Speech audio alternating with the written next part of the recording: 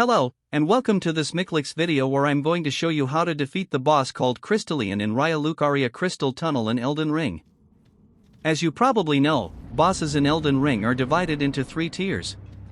From lowest to highest, field bosses, greater enemy bosses and finally demigods and legends.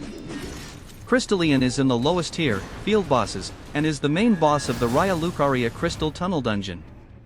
Defeating this boss is optional in the sense that you don't need to in order to advance the main story of the game, but it drops the smithing stone miner's bell bearing, which makes the 2 first tiers of smithing stones purchasable from the Twin Maiden Husks vendor at Roundtable Hold when you hand it in, so if you like to upgrade many weapons, you are going to want this. The fight against the Crystalian is fairly simple once you figure out how it works. As you can clearly see in the video, it took me a little while, but perhaps you're faster. Or at least you'll know how after watching this video. Crystalians are very tough and takes very little damage, which can easily break your confidence and make you question if it's feasible at all to defeat it with conventional weaponry. That's why you'll see me running around in circles in the beginning of the fight. That's my go-to when I don't know what to do. As it turns out, once you've hit the boss a few times, it will kneel down for a couple of seconds, at which point it's very vulnerable and takes increased damage.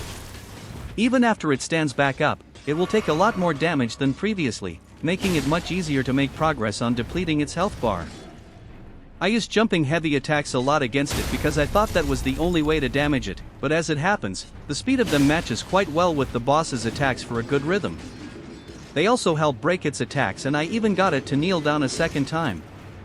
Crystalians come in several varieties from what I understand, and this particular one is armed with a nasty circular saw-like throwing blade of some sort. The boss will also occasionally float up into the air and spin around, doing heavy damage if you're too close.